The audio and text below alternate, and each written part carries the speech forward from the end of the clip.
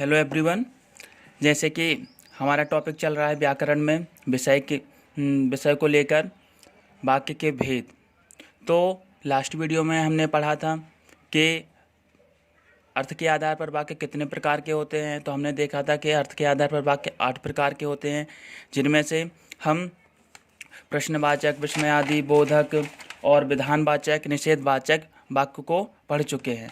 तो इस वीडियो में हम उससे आगे वाले जो वाक्य होते हैं, उनके भेद होते हैं, उनके बारे में हम पढ़ेंगे। तो आइए हम देखते हैं कि आज हम इस वीडियो में आज्ञावाचक, इच्छावाचक, संदेहवाचक और संकेतवाचक, इनके बारे में हम इस वीडियो में आज हम पढ़ेंगे। तो सबसे पहले हम देखते हैं कि आज्ञावाचक वाक्य क्या होते हैं। तो जैसे कि समझ में आता है, आज्ञा यानी किसी के लिए ऑर्डर देना, किसी के लिए किसी काम को करने के लिए परमिशन देना, तो उसके लिए हम आज्ञा कहते हैं। तो उसी के अकॉर्डिंग जो वाक्य ऐसे होते हैं, उनके लिए हम आज्ञावाचक वाक्य कहते हैं। आइए हम डेफिनेशन के द्वारा, इसकी परिभाषा के द्वारा हम ये समझेंगे आज कि आज्ञावाचक वाक्य क्या कहलाते हैं। तो डेफिनेशन में क्या लिखा है कि जिन वाक्यों से आदेश या अनुमति देने का बोध होता है, उन्हें आज्ञावाचक वाक्य कहते हैं। किन किन चीज़ों का बोध होता है? आदेश का और अनुमति का। आदेश देना अर्थात किसी काम को करने की आज्ञा देना, या अनुमति देना तो किसी काम को करने के लिए हम आज्ञा या उसके लिए परमिशन भी बोल सकते हैं। तो ऐसे वाक्य, जिन वाक्यों से हमें आदेश या अनुमति देने का बोध होता है, उनके लिए हम आज्ञावाचक वाक्य कहते हैं। तो अब हम इनके लिए एग्जाम्पल के द्वारा समझेंगे कि तुम यहाँ आओ, तुम यहाँ आओ। तो यहाँ पर आओ शब्द से क्या क्लियर हो रहा है कि यहाँ पर आपके लिए किसी चीज़ के लिए कहा जा रहा है, आपके लिए यहाँ पर बुलाया जा रहा है। ठीक है, आप सब भोजन करें। तो आप सब भोजन करें, तो करें शब्द जो है ये एक आज्ञा के तौर पर कहा गया है, किसी के लिए परमिशन दी जा रही है। बैठो, बैठना भी एक प्रकार से आज्ञा है। बैठिए, शांत रहो और चुप रहो। जितने भी ये सेंटेंस हैं, इनमें कहीं ना कहीं हमको ये समझ आ रहा है कि इनमें एक व्यक्ति दूसरे व्यक्ति के लिए किसी कार्य को करने के लिए परमिशन, आदेश या अनुमति दे रहा है। ठीक है, तो इस तरीके के सेंटेंस को देखकर हम ये समझ जाते हैं कि यह जो सेंटेंस है ये किस प्रकार का वाक्य है, किस प्रकार का सेंटेंस है। तो हम इससे ये समझ लेते हैं। अब आइए हम इसके आगे दूसरे सेंटेंस पे चलते हैं, इच्छावाचक वाक्य। तो इच्छावाचक वाक्य से तात्पर्य क्या है कि जिस वाक्य में हम अपनी स्वयं की इच्छा को प्रकट करें, जिस काम को लेकर हम अपनी स्वयं की इच्छा को प्रकट करें, ऐसे वाक्य जो होते हैं वह इच्छावाचक वाक्य कहलाते हैं। तो आइए इसकी भी हम परिभाषा के द्वारा इस बात के लिए समझते हैं। यहाँ पर मैंने इच्छावाचक की 2 परिभाषाएं लिखी हुई हैं। तो दोनों परिभाषाओं के द्वारा हम समझेंगे, जानेंगे कि इच्छावाचक वाक्य क्या कहलाते हैं। तो जिन वाक्यों में किसी इच्छा, आकांक्षा या आशीर्वाद का बोध होता है, उन्हें इच्छावाचक वाक्य कहते हैं। कितनी बातें कही गई इसमें कि जिन वाक्यों में किसी इच्छा, आकांक्षा और आशीर्वाद, इन 3 चीज़ों का बोध होता है, उसके लिए हम इच्छावाचक वाक्य कहते हैं। फिर आइए हम दूसरी डेफिनेशन में देखते हैं कि जिन वाक्यों से वक्ता बोलने वाले की इच्छा, शुभ कामना, आशीर्वाद आदि के भाव का बोध होता है, उन्हें इच्छावाचक वाक्य कहते हैं। क्या कहा गया कि जिन वाक्यों से वक्ता अर्थात बोलने वाले की इच्छा 1, शुभ कामना 2 और आशीर्वाद, इन 3 चीज़ों के भाव का बोध होता है, उसके लिए हम इच्छावाचक वाक्य कहते हैं। तो ये समझ में आया। पहली डेफिनेशन ने भी हमको 3 शब्द बताए और दूसरी डेफिनेशन ने भी हमको 3 शब्द बताए, जिसके द्वारा ये क्लियर होता है कि इसमें बोलने वाले की इच्छा का भाव प्रकट हो रहा है। तो आइए हम इनके लिए एग्जाम्पल के द्वारा समझते हैं। ईश्वर करे आप शीघ्र स्वस्थ हो जाएं। तो ईश्वर करे आप शीघ्र स्वस्थ हो जाएं, इस बात को लेकर यहाँ पर वक्ता की इच्छा का भाव प्रकट हो रहा है। ठीक है, फिर दूसरा, नव संवत्सर मंगलमय हो। नव संवत्सर मंगलमय हो, इसमें भी वक्ता आपके वर्ष को लेकर शुभ कामना की इच्छा रखता है या शुभ कामना के भाव को प्रकट करता है। वह पढ़ता तो पास हो जाता। यहाँ पर भी उन्होंने अपनी इच्छा प्रकट की है कि सामने वाला स्टूडेंट छात्र यदि पढ़ाई करता, मेहनत करता, तो वो इस परीक्षा में अवश्य रूप से पास हो जाता। तो इन तीनों सेंटेंस के द्वारा हमें ये समझ में आता है कि यहाँ पर कहीं ना कहीं किसी व्यक्ति की इच्छा को प्रकट किया गया है। इसके बाद हम चलते देखते हैं कि संदेहवाचक वाक्य क्या है। संदेहवाचक, संदेह से तात्पर्य क्या होता है कि किसी चीज़ की आशंका होना, किसी चीज़ की आशंका होना, उसके लिए हम संदेह कहते हैं।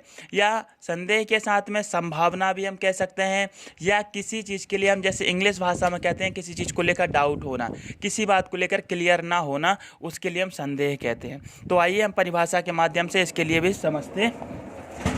संदेह का मतलब होता है डाउट होना। तो आइए हम परिभाषा के द्वारा देखते हैं कि जिन वाक्यों में किसी कार्य के होने में संदेह प्रकट होता है, जिन वाक्यों में किसी कार्य के होने में संदेह प्रकट होता है, उसे संदेहवाचक के वाक्य कहलाते हैं या उसे संदेहवाचक वाक्य कहते हैं। तो क्या प्रकट होता है, तो इस डेफिनेशन के द्वारा हमको समझ में आया संदेह। संदेह अर्थात संभावना या डाउट क्लियर हो, डाउट आना। ठीक है। फिर दूसरी डेफिनेशन में ऐसे वाक्य जिनसे हमें किसी प्रकार के संदेह या संभावना का बोध होता है। कैसे वाक्य? ऐसे वाक्य जिनसे हमें किसी प्रकार के संदेह या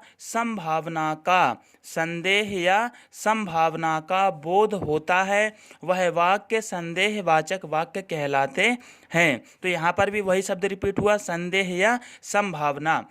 फिर नेक्स्ट डेफिनेशन में ऐसे वाक्य जिनसे हमें किसी प्रकार की संभावना होने या ना होने का बोध होता है। यहाँ पर उन्होंने क्या कहा कि ऐसे वाक्य जिनसे हमें किसी प्रकार की संभावना होने या ना होने के बारे में भी और ना होने के बारे में भी पता चलता है, तो वह वाक्य संदेहवाचक वाक्य कहलाते हैं। तो इन डेफिनेशन के द्वारा ये क्लियर होता है कि इन तीनों परिभाषाओं में कहीं ना कहीं ये संदेह के बारे में बात की गई है। फिर आइए हम एग्जाम्पल के द्वारा समझते हैं। आज बहुत तेज बारिश हो सकती है। तो यहाँ पर किस चीज़ की संभावना जताई जा रही है? बारिश की संभावना जताई जा रही है कि आज बहुत तेज बारिश हो सकती है। फिर दूसरे में क्या? शायद आज राम रावण का वध करेगा। शायद आज राम रावण का वध करेगा। तो यहाँ पर भी जो शायद शब्द है वह संभावना के भाव को प्रकट करता है। और पर करने वाला कौन है? तो राम करने वाले। ठीक है। संभवतः वह सुधर गया। संभवतः वह सुधर गया। तो ये जो संभवतः शब्द है यह भी क्या है? संदेह को प्रकट कर रहा है। शायद वह अभी तक नहीं पहुंचा होगा। तो जो शायद शब्द है वह भी संभावना के लिए प्रकट कर रहा, पर क्रिया क्या है? वहां पहुंचने को लेकर है। वे आज वाराणसी पहुंच गए होंगे। वे आज वाराणसी पहुंच गए होंगे। तो यहाँ पर भी संभावना जताई गई होगी होंगे शब्द के द्वारा। हो सकता है आज धूप ना निकले। तो ये हो सकता जो शब्द है यह भी संभावना के भाव को प्रकट कर रहा है कि हो सकता है आज क्या ना निकले, आज धूप ना निकले। तो इस तरीके के भाव से हम ये समझ सकते हैं। आइए फिर हम जो लास्ट वाला बचता है संकेतवाचक वाक्य। संकेतवाचक वाक्य, संकेतवाचक वाक्य के जैसे कि नाम से क्लियर होता है कि किसी और के लिए, किसी सेंटेंस के लिए या किसी व्यक्ति के लिए कोई इशारा करना, संकेत करना। तो ऐसे वाक्य जो किसी कार्य को करने को लेकर एक संकेत प्रकट करते हैं, संकेत देते हैं, वैसे वाक्य संकेतवाचक वाक्य कहलाते हैं। तो आइए हम परिभाषा के द्वारा ये देखते हैं कि जिन वाक्यों में किसी संकेत का बोध होता है उन्हें संकेतवाचक वाक्य कहते हैं। जिन वाक्यों में किसी संकेत का बोध होता है उन्हें संकेतवाचक वाक्य कहते हैं। ठीक है। तो ये समझ में आ गया किस चीज़ का बोध होता है? संकेत का बोध होता है। फिर दूसरी परिभाषा में, इन वाक्यों में किसी ना किसी शर्त की पूर्ति का विधान किया जाता है, इसीलिए इन्हें शर्तवाची वाक्य भी कहते हैं। क्या कहते हैं?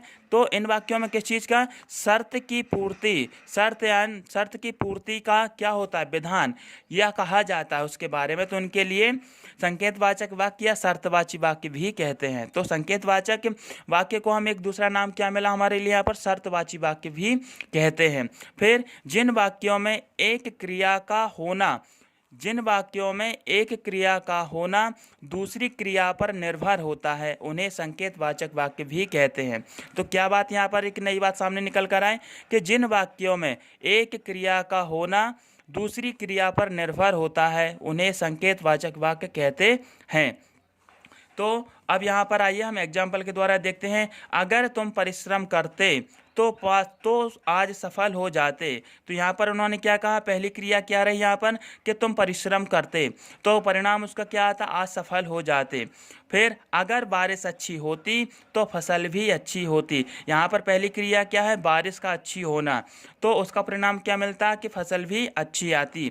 अगर हम थोड़ा और तेज चलते तो बस नहीं छूटती, तो तेज चलने को लेकर यहाँ पर बात की गई। अगर तुम समय बर्बाद नहीं करते तो तुम्हारा ये हाल नहीं होता। यहाँ पर भी समय बर्बाद को लेकर कहा गया। उसके बाद उसका परिणाम ये आया कि ये हाल आज तुम्हारा।